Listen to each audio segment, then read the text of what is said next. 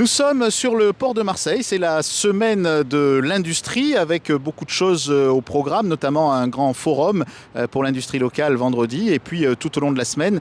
C'est une semaine extraordinaire que différentes institutions vous proposent de découvrir avec une immersion dans le monde industriel et je suis justement à côté d'un spécialiste de l'immersion dans le monde industriel. C'est Renaud Escorbiac qui est chef d'entreprise, qui est basé à Aix-en-Provence mais qui anime aussi un réseau de jeunes chefs d'entreprise, les forces françaises de l'industrie.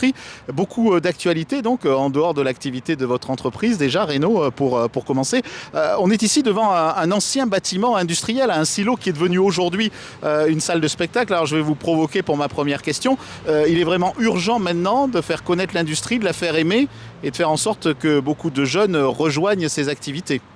En effet, il est grand temps qu'on s'y remette, parce que depuis 30 ans, on a quand même malheureusement assez décrié l'industrie.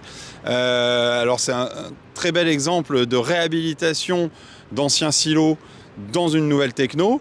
Moi, je prône aussi le fait que notre pays soit réellement industriel, c'est-à-dire que des sites industriels soient réhabilités en sites industriels, en montrant bien entendu la capacité de nos hommes, de nos femmes à travailler dans ces usines et en réhabilitant plutôt l'idée de l'industrie. Alors cette attractivité, c'est aussi l'essence même de votre activité à vous, le groupe Inertio. Est-ce que vous pouvez nous dire ce que vous réalisez, puis pratiquement nous le montrer, en tout cas avec, j'ose pas dire ce projecteur, mais enfin ce que vous avez dans les mains. En fait, ce que j'ai dans les mains, c'est une usine. Je me promène avec des usines sur moi, parce qu'en fait, ce que nous pensons, c'est que quand on va voir une industrie ou un savoir-faire en vrai, eh bien, on a une appétence à la marque, une appréhension de la chose qui est beaucoup plus prégnante, qui va durer longtemps, on va pouvoir comprendre. Mais comme on ne peut pas toujours aller à Cherbourg pour aller voir les parapluies de Cherbourg, par exemple, eh bien on va les digitaliser et faire une visite d'usine à distance en vidéo 360 interactive et ainsi pouvoir aller voir un certain nombre de savoir-faire magnifiques que nous avons en France.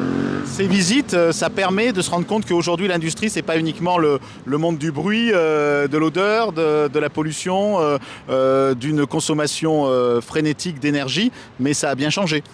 Ah oui, ça a grandement changé. Aujourd'hui, donc, on parle d'industrie 4.0.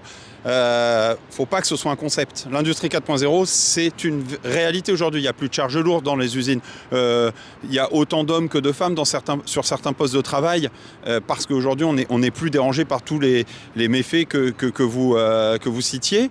Et il est vraiment important d'ouvrir ses portes, aller voir des industries. Et il faut également qu'on puisse montrer ça aux jeunes générations.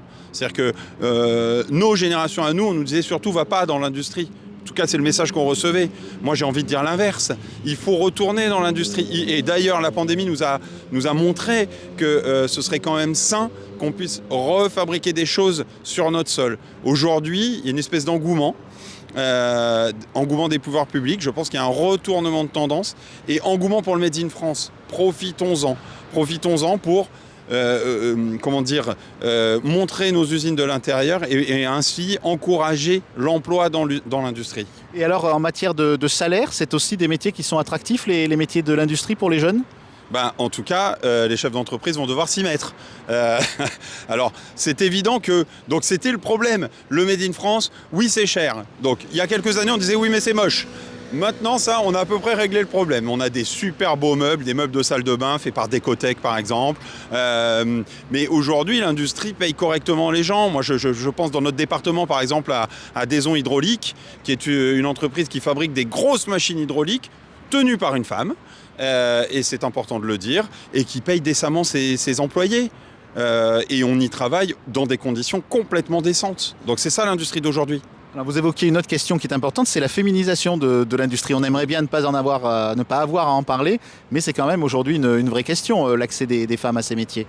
Moi, j'aime bien en parler parce que, alors il se trouve qu'en effet, je suis ambassadeur des forces françaises de l'industrie en Provence et je me suis mis un petit marqueur en disant je veux qu'il y ait autant de femmes que d'hommes qui adhèrent à ce club d'entrepreneurs. Il se trouve qu'il y a de plus en plus de femmes qui reprennent les entreprises de leurs parents, ce qui n'était pas le cas il y a 30 ans.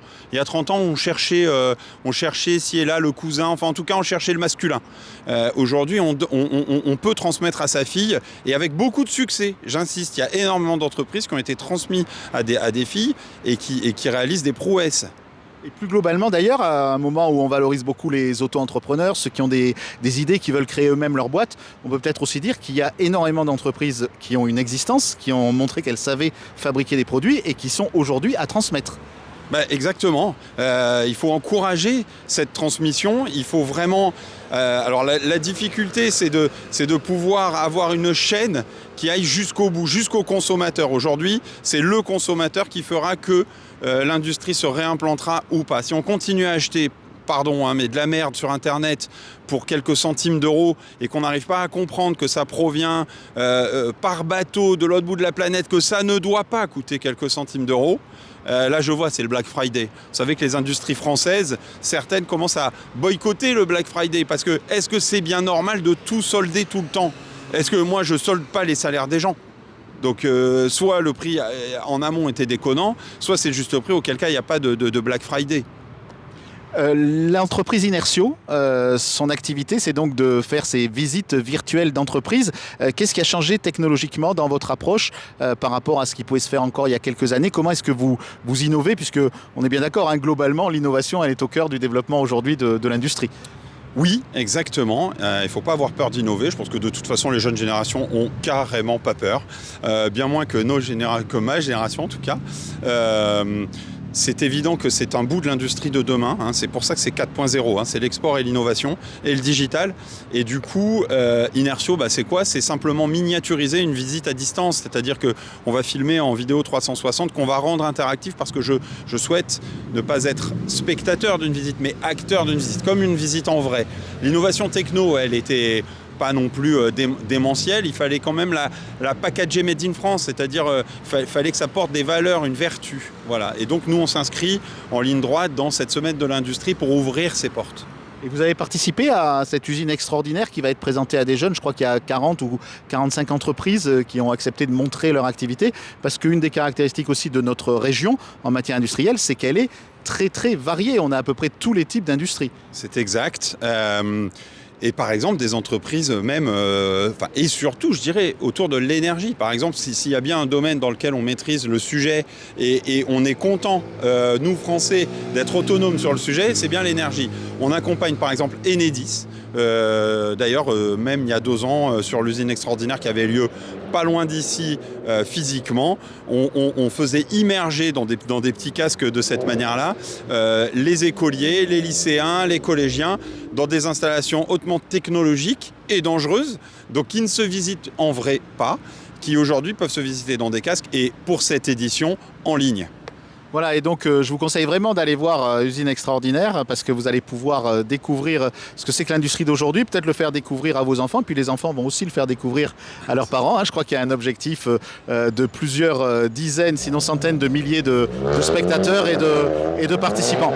Si vous aviez un message pour ceux qui sont aujourd'hui les acteurs de l'industrie locale, ceux qui vont se réunir dans ce forum de vendredi, parce qu'il y aura à peu près tous les députés qui seront là, qui vont chacun prendre une partie de l'industrie. Il y en a qui prendront le nucléaire, d'autres qui prendront peut-être des sujets qui sont liés au bateau ou à la construction d'un certain nombre d'usines également.